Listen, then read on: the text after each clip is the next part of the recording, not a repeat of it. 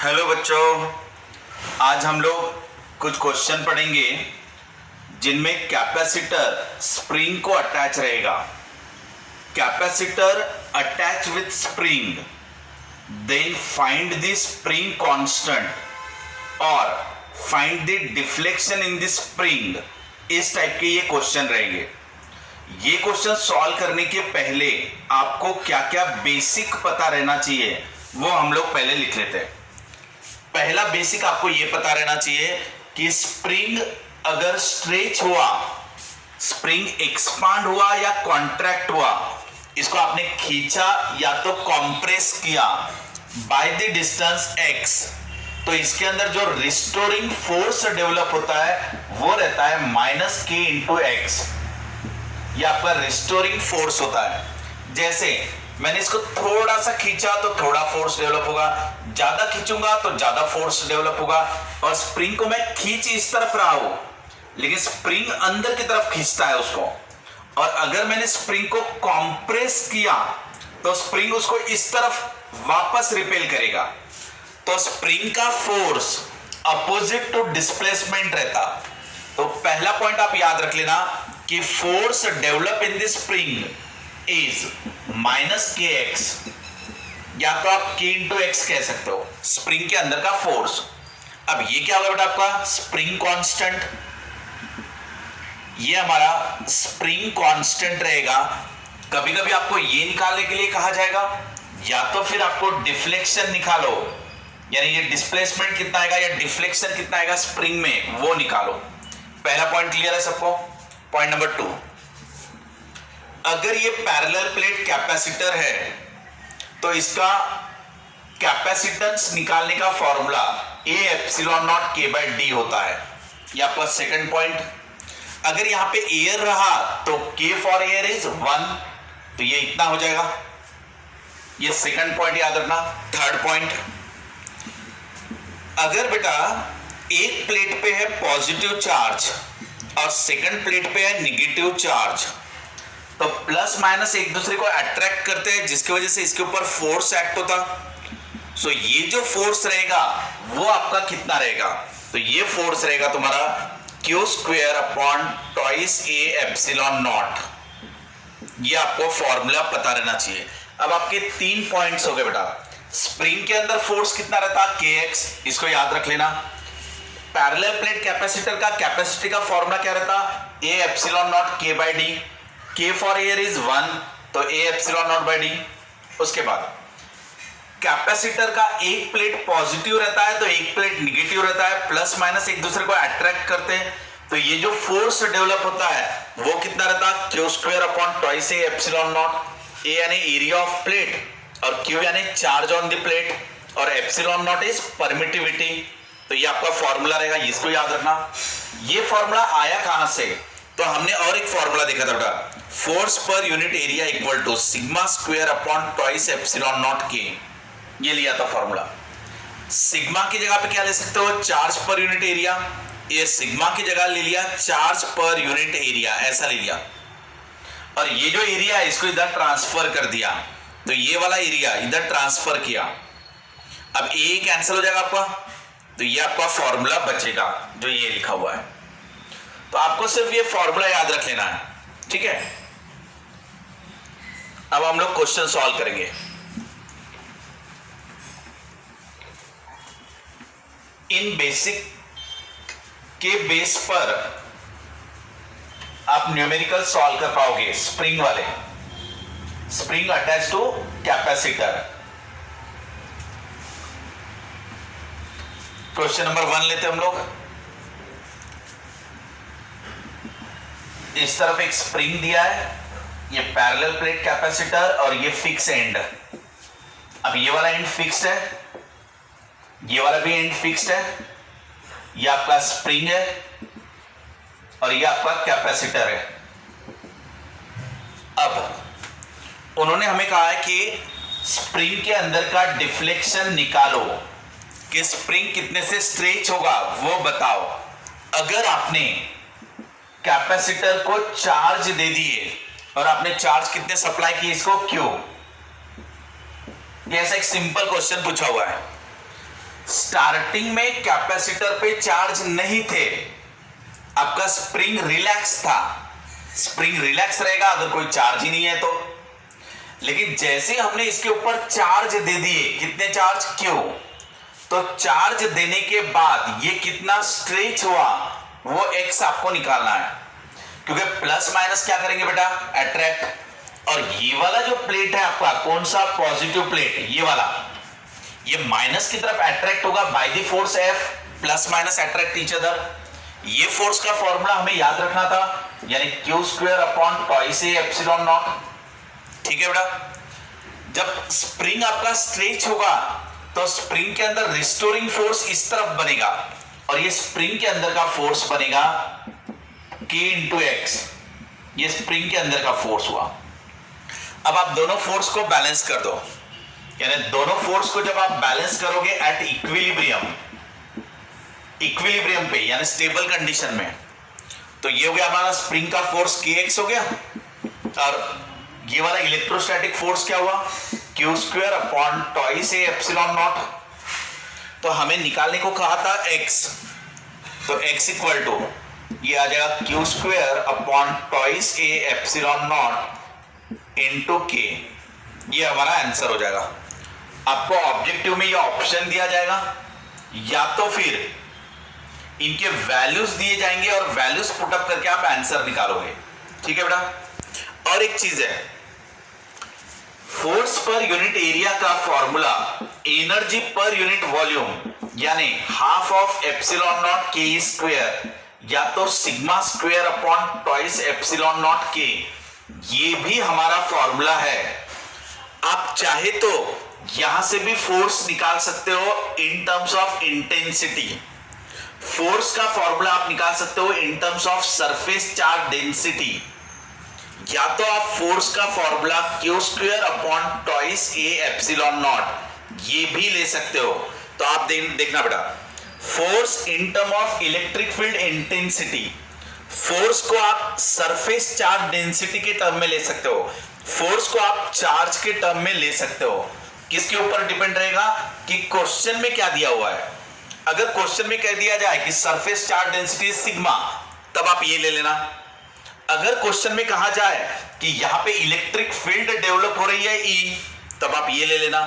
अगर क्वेश्चन में कहा जाए कि इसके ऊपर चार्ज दिया है क्यू, तो आप ये ले लेना। यहां से भी फोर्स निकालते समय एरिया को इस तरफ ट्रांसफर करना, ये वाला एरिया इस तरफ ट्रांसफर कर देना। क्लियर? इस तरीके से आपको फोर्स को अरेंज करना होगा अकॉर्डिंग टू गिवन डाटा। ये हमारा पहला क्वेश्चन हो गया। ये एकदम सिंपल और बेसिक क्वेश्चन हमने लिया।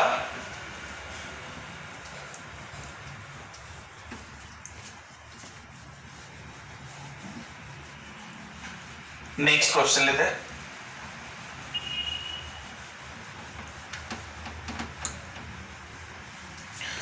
क्वेश्चन नंबर 2,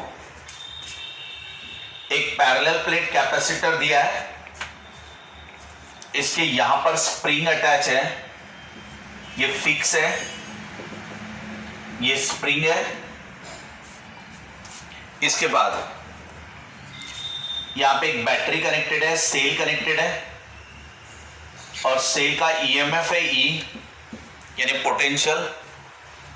आपको area of plate, EMF E and distance between the plates are known terms, ये सब आपको पता है, यानी आंसर आपको इनके टर्म्स में निकालना है। आपको कहा है कि if in steady state condition, if D become in steady state यानी इक्विलिब्रियम पे distance become 0.8 times D, then find the value of k. k means what? Spring constant. ये स्प्रिंग कांस्टेंट हमें निकालना है। अब एक बार क्वेश्चन को अच्छे से समझ लो बेटा।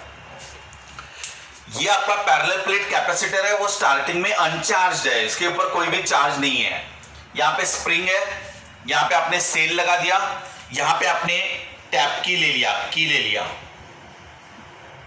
अब बेटा बैटरी का या सेल का ईएमएफ कितना है अपना E, स्प्रिंग कांस्टेंट के हमें निकालना है।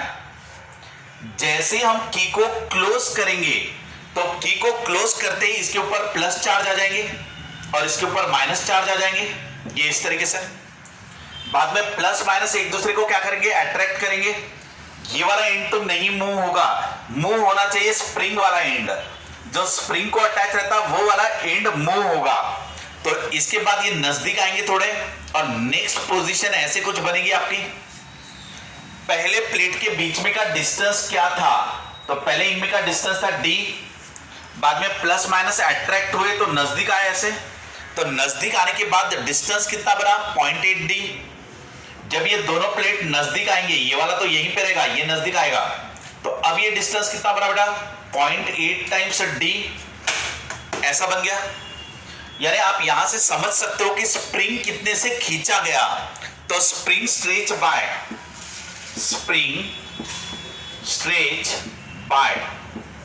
कितने से स्प्रिंग स्ट्रेच हुआ बेटा 0.2 d से।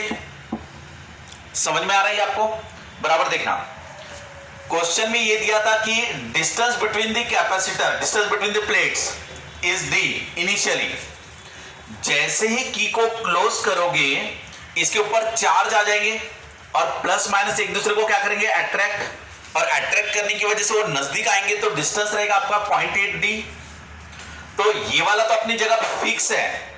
तो ये वाला जो प्लेट था वो सामने खींचा गया और वो कितने से खींचा गया 0.2 से, क्योंकि ये है 0.8 तो ये हो जाएगा 0.2, तो ये 0.2 से इस तरफ खींचा गया, यानी स्प्रिंग स्ट्रेच बाय 0.2d, यानी x की वैल्यू हो गई 0.2d। समझा बेटा, इतना बहुत सिंपल है। अब हम निगेटिव प्लेट पे ले लेते हैं, plus minus attract each other, तो ये फोर्स इस तरफ आ जाएगा। फोर्स का फॉर्मूला क्या था बेटा, q square upon twice a epsilon naught, ये फोर्स का फॉर्मूला। इस तरफ कौन खींचेगा, स्प्रिंग, तो स्प्रिंग का फोर्स कितना रहेगा k इंटू एक्स। तो हम दोनों को इक्वेट कर देंगे, तो दोनों को इक्वेट करोगे तो क्या आ जाएगा तुम्हारा q square upon twice a epsilon naught equal to k into x. ये आ गया हमारा इतना। अब यहां हमें निकालने के लिए क्या कहा है कि k की वैल्यू निकालो, हमें इस पे k निकालना था, ये k निकालना था, ठीक है। अब k इक्वल टू ये हो गया q square divided by twice a epsilon naught into x।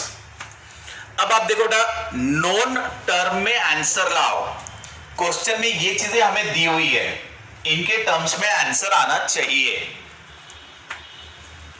अब मैं Q के जगह पर क्या लिख सकता हूं, CV, यानी चार्ज Q जो रहता है वो C इंटू V रहता है, यानी यहां पोटेंशियल दिया हुआ है E, तो C इंटू E हो गया। ये चार्ज यानी कैपेसिटेंस इंटू पोटेंशियल, पोटेंशियल यानी EMF, E दिया हुआ है C, तो Q की जगह C ले लो, तो ये C स्क्वायर E स्क्वायर हो जाएगा divided by twice E epsilon not.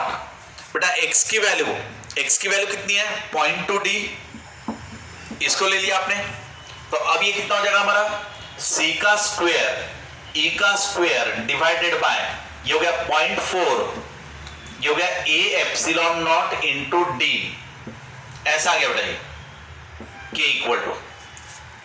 अब आप चेक कर लो, एरिया ऑफ द प्लेट वहां पर अवेलेबल है, E आपको अवेलेबल है, D आपको अवेलेबल है, सिर्फ हम C को रिप्लेस करना चाहेंगे। अब C का फॉर्मूला क्या था, C का फॉर्मूला था A epsilon naught by D,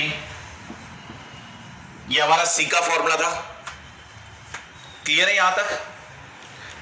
और जो C लिया है हमने वो कौन सा लिया है, Q equal to C into E, तो ये जो हमारा D है ये D आ जाएगा 0.8d, ये D की जगह पे ले लो 0.8 टाइम्स D, क्योंकि हमने चार्ज के जगह पे C इंटू E रखा हुआ है ये वाला। और चार्ज कब डिपॉजिट हुए, जब इनमें डिस्टेंस हो गया 0.8d, इसलिए ये 0.8d ले लेना। तो यहां पर C के जगह पे ले लेंगे A epsilon naught bye 0.8d उसका square into E square divided bye 0.4 A epsilon not D, ये हमारा आंसर हो जाएगा। क्लियर बेटा? इस तरीके से आपको पूरा क्वेश्चन सॉल्व करना था। इसको आप आगे थोड़ा सा सिंप्लीफाई करके अपना आंसर निकाल सकते हो। ये हमारा क्वेश्चन नंबर 2 हो गया। अब इस क्वेश्चन में भी ध्यान देना, सिंपल कंसेप्ट ही लगाया है। Plus minus attract each other, तो इस तरफ खींचेगा फोर्स, स्प्रिंग इस तरफ खींचेगा तो स्प्रिंग का force equal to electrostatic force, वो दोनों को बैलेंस कर दिया। यहां पे बैलेंस किया हमने, स्प्रिंग का फोर्स इलेक्ट्रोस्टैटिक फोर्स से बैलेंस कर दिया। सिर्फ आपको ये फोर्स का फॉर्मूला पता रहना चाहिए और स्प्रिंग का फोर्स पता रहना चाहिए, और दिए हुए सिचुएशन के हिसाब से बाकी के टर्म्स आपको एडजस्ट करते आना चाहिए। अब क्वेश्चन नंबर 3 लेते हैं हम लोग।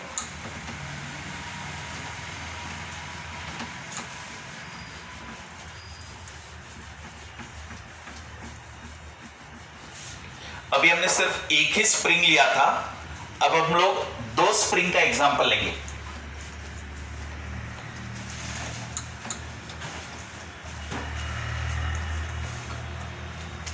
ये हमारा पैरेलल प्लेट कैपेसिटर, इस तरफ एक स्प्रिंग हो गया, इस तरफ सेकंड स्प्रिंग हो गया, यानी अब हमारे क्वेश्चन में 2 तरफ स्प्रिंग दे दिया।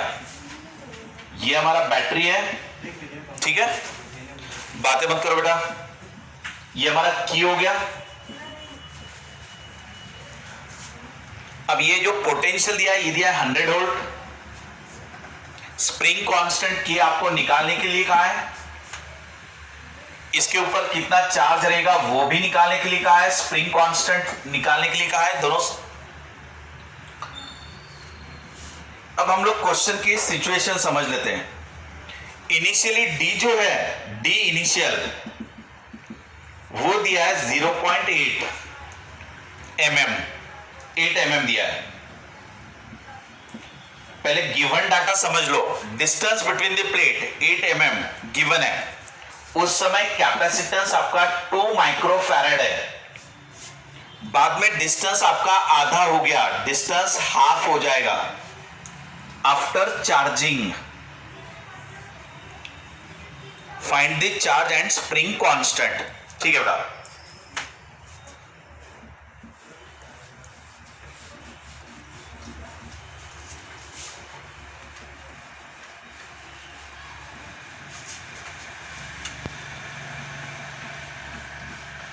सबसे पहले तो आपको एक चीज याद रख लेना है, क्वेश्चन सॉल्व करने के लिए आपकी साइकोलॉजी क्या होनी चाहिए कि अगर कैपेसिटर है और उसको स्प्रिंग लगा हुआ है तो पहले आपका स्प्रिंग अनस्ट्रेच ही रहता है और ये अनचार्ज ही रहता है।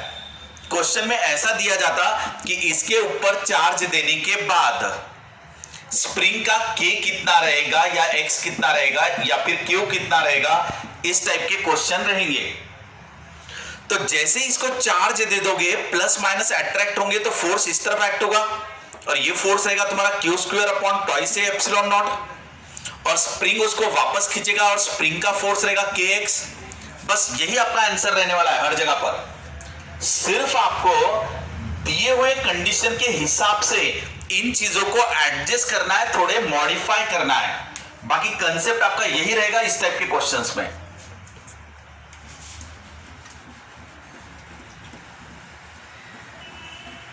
अब देखो ना,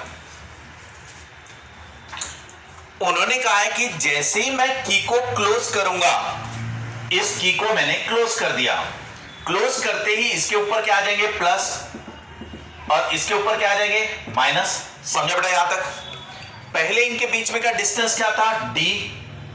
अब उन्होंने क्या कहा, जैसे ही इनको चार्ज कर दिया, ये प्लस और माइनस दोनों नजदीक आ गए, दोनों प्लेट आपके नजदीक आ गए, यानी अब ये प्लेट ऐसे कुछ तो भी आ गए, और अब इनके बीच में का जो डिस्टेंस बना वो d/2 हो गया, आधा हो गया। यानी distance between the plates is reduced by the factor of 2 या हाफ कहने का मतलब ये 1/2 कर दो, d/2 कर दो। अब चलो बेटा क्वेश्चन सॉल्व करते हैं। कोई भी एक प्लेट कंसीडर करो, कोई भी एक प्लेट, ये वाला प्लस वाला प्लेट कंसीडर कर लिया। इसको इस तरफ स्प्रिंग खींचेगा बाय द फोर्स kx और इस तरफ प्लस माइनस अट्रैक्ट करेंगे बाय इलेक्ट्रोस्टैटिक फोर्स यानी q square upon twice a epsilon naught. यहां तक क्लियर है सबको? तो हम लोग इक्वेट कर लेंगे k into x equal to q square upon twice a epsilon naught. यहां तक, यहां से मैं k निकाल लेता हूं, k equal to q square upon twice a epsilon naught into x. अब मुझे बताओ यहाँ पे x की वैल्यू क्या होनी चाहिए। आप यहाँ पे गलती कर सकते हो, पिछले क्वेश्चन में और अभी के क्वेश्चन में थोड़ा चेंजेस है। आप देखना, पहले डिस्टेंस था d, अब डिस्टेंस हो गया d/2, तो स्प्रिंग कितने से स्ट्रेच हुआ? तो आप कहोगे d/2 से स्ट्रेच हुआ, तो ये गलत हो जाएगा। ये पिछले क्वेश्चन में एप्लीकेबल था क्योंकि पिछले क्वेश्चन में एक ही स्प्रिंग था, तो सीधा सीधा प्लेट जो खींचा जा रहा था वो एक ही स्प्रिंग की वजह से खींचा जा रहा था। लेकिन यहां पर दो तरफ से स्प्रिंग है और स्प्रिंग अगर दोनों तरफ से है तो दोनों तरफ से वो इक्वली स्ट्रेच होगा क्योंकि उनका स्प्रिंग कांस्टेंट भी सेम है। तो अगर ये 0.5 से नजदीक आया यानी आधे से नजदीक आया तो आधे का भी आधा होगा इसका और आधे के भी आधा होगा इसका, यानी ये वाला स्ट्रेच होगा d/4 से और ये वाला भी स्ट्रेच होगा आपका d/4 से। ये आपका मेन पॉइंट है यहां पर। तो पहले प्लेट के बीच में का डिस्टेंस क्या था d, बाद में final distance between the plate क्या है d/2, लेकिन होगा क्या, ये खींचा जाएगा d/4 से, ये खींचा जाएगा d/4 से। तो ये जो x लिया है हमने, तो ये x के जगह पर हम लोग ले लेंगे d/4, यानी सिचुएशन के हिसाब से हम लोग इनको चेंज कर रहे हैं। समझा इतना? आगे बेटा, अब मुझे बताओ, अगर डिस्टेंस आधा हो जाएगा तो मेरा कैपेसिटेंस कितना बनना चाहिए? तो कैपेसिटेंस कितना बनना चाहिए मेरा? 4 माइक्रोफैरड। ये कैसे लिया मैंने? क्योंकि बेटा C का formula A epsilon naught by D होता है। ये हमारा C का फॉर्मूला होता है ना, क्या रहता है? A epsilon naught by D। अगर distance between the plate half हो जाए, अगर ये हाफ हो गया तो ये डबल हो जाएगा। इसलिए अगर मेरा डिस्टेंस हाफ हो गया यानी 4 mm, तो मेरी कैपेसिटी डबल हो जाएगी 4 माइक्रोफैरड। क्लियर? इसके बाद उन्होंने हमें कहा था कि चार्ज निकालो, तो चार्ज निकालने के लिए फॉर्मूला क्या रहेगा? Q equal to C into V। अब C कितना है अपना? 4 माइक्रोफैरड। ये 4 माइक्रोफैरड हो गया। इसके बाद पोटेंशियल कितना है? तो पोटेंशियल है हमारा 100 वोल्ट, तो इंटू 100 यानी ये कितना हो गया? 400 माइक्रोकूलम। ये कैपेसिटर के ऊपर चार्ज होगा। बेटा याद रखना, यहां पे चार्ज देने के बाद जो कैपेसिटी रहती वो लेना और उस समय पे जो पोटेंशियल है वो लेना, क्योंकि चार्ज देने के बाद उसकी कैपेसिटी आपकी डबल हो गई थी, यानी पहले 2 था बाद में 4 था, यानी जो कैपेसिटी डबल हो गई वो ले लिया इनटू जो पोटेंशियल लगा हुआ है वो ले लिया, तो ये 400 माइक्रोकूलम यानी आपका चार्ज का आंसर आ चुका है। अब ये वाला आंसर आप यहां रख सकते हो चार्ज का। क्लियर? इसके बाद डिस्टेंस भी हमको पता है। हमें डिस्टेंस कितना पता है बेटा? 8 mm, क्योंकि ये वाला ओरिजिनल डिस्टेंस डिवाइडेड बाय 4 किया हुआ है। आप गलती से भी ये वाला डिस्टेंस मत लेना, क्योंकि ऑलरेडी यहां पे मैंने क्या लिखा हुआ है? d/4, यानी ओरिजिनल जो 8 mm था उसका 4th ऐसा आ चुका है। तो इसलिए ये d की वैल्यू आप ये वाली रखना। यहां आप गलती कर सकते हो कि गलती से आपने ये d रख दिया तो गलत हो जाएगा। इसके बाद बाकी सभी चीजें आपको दी हुई है। मुझे एक चीज बताओ, एरिया नहीं दिया है, एरिया ऑफ प्लेट नहीं दिया हुआ है, तो उसको भी रीअरेंज करो, क्योंकि हमें C का फॉर्मूला पता है A epsilon naught by D। ये हमारा C का फॉर्मूला है। स्टार्टिंग की कैपेसिटी कितनी थी? स्टार्टिंग की कैपेसिटी थी 2 माइक्रोफैरड। ये 2 माइक्रोफैरड ये मैंने स्टार्टिंग की कैपेसिटी ली, तो ये स्टार्टिंग का ही डिस्टेंस होगा यानी D। ये वाला D कौन सा लूंगा मैं? 0.8 यानी 8 mm। ये 8 mm लूंगा। आप यहां पे भी ध्यान देना बेटा, यहां पे भी आपकी एक गलती होने का चांस था। अगर आपने ये C लिया होता 4 माइक्रोफैरड, ये नीचे वाला, तो फिर डिस्टेंस ले लेना था 4, क्योंकि जो कैपेसिटी लोगे आप उसी समय का डिस्टेंस। अगर मैंने इनिशियल कैपेसिटी ली तो इनिशियल डिस्टेंस ही लूंगा, अगर फाइनल कैपेसिटी लूंगी तो फाइनल डिस्टेंस ही लूंगा। समझ में आ रहा है? तो यहां से मैं ए एप्सिलॉन नॉट की वैल्यू निकालूंगा। तो ए एप्सिलॉन नॉट की वैल्यू 2 माइक्रोफैराड इंटू 8 mm ऐसा आ गया। और ये जो मेरी वैल्यू है इसको मैं यहां पे रख सकता हूं। अब मुझे Q की वैल्यू भी मिल गई, D की वैल्यू भी पता है और ए एप्सिलॉन नॉट की वैल्यू भी पता है। सभी वैल्यूज को पुट अप करो और अपना आंसर निकालो। बेटा आपका K का आंसर आना चाहिए K इक्वल टू 2500 न्यूटन पर मीटर। स्प्रिंग कांस्टेंट स्टिफनेस ये इतना आना चाहिए, ये आपका फाइनल आंसर होना चाहिए। क्लियर बेटा? अब आप बराबर ध्यान देना, एज अ कंसेप्ट बहुत सिंपल है। एक तरफ स्प्रिंग खींचेगा, जो फोर्स रहेगा kx, और प्लस माइनस एक दूसरे को अट्रैक्ट करेंगे, वो फोर्स रहेगा q² upon 2a epsilon not. मैंने ये भी बताया था आपको कि इसको भी आप सिग्मा के टर्म में भी अरेंज कर सकते हो, इसको इलेक्ट्रिक फील्ड इंटेंसिटी के टर्म में भी अरेंज कर सकते हो। तो अकॉर्डिंग टू गिवन कंडीशन इसको चेंज करते रहना, ठीक है? उसके बाद Q के जगह पर C इंटू V भी ले सकते हो, ये रीअरेंज कर रहे हैं हम लोग। A एप्सिलॉन नॉट की जगह पे क्या ले सकते हो, जैसे C equal to A epsilon naught by D रहता है, तो आप A एप्सिलॉन नॉट की जगह C इंटू D रख सकते हो। इस तरीके से आपके ऑब्जेक्टिव क्वेश्चन चेंज होते रहेंगे कि ऑब्जेक्टिव में इसकी जगह पर C इंटू D दिया जाएगा। तो सब आपको रीअरेंजमेंट का खेल है, ठीक है? आप इसको रीअरेंजमेंट में अगर आप एक्सपर्ट हो गए तो आपका कंसेप्ट सिर्फ इतना ही है। एक चीज याद रखना और कि जो प्लेट जो मूव होगी, तो प्लेट जो मूव होती है वो सिर्फ स्प्रिंग की वजह से। जो वायर रहेगा कनेक्टिंग वायर, उसका मूवमेंट नहीं लेना होता है, स्प्रिंग का ही मूवमेंट लेना। अगर ये प्लेट मान लो 2 mm से नजदीक आ गई तो ये इधर वाली स्प्रिंग 2 mm से खींची गई। दोनों तरफ अगर स्प्रिंग दिया जाए तो दोनों में आधा आधा बांट देना, अगर स्प्रिंग कांस्टेंट सेम रहा तो। अगर सेम ना रहा तो आपका अलग हो जाएगा, ठीक है बेटा? क्वेश्चन आप आसानी से सॉल्व कर सकते हो। तीनों क्वेश्चन की आप प्रैक्टिस करना, और मैंने स्टार्टिंग में जो बेसिक बताए थे वो भी आप क्लियर करना। Thanks to all of you.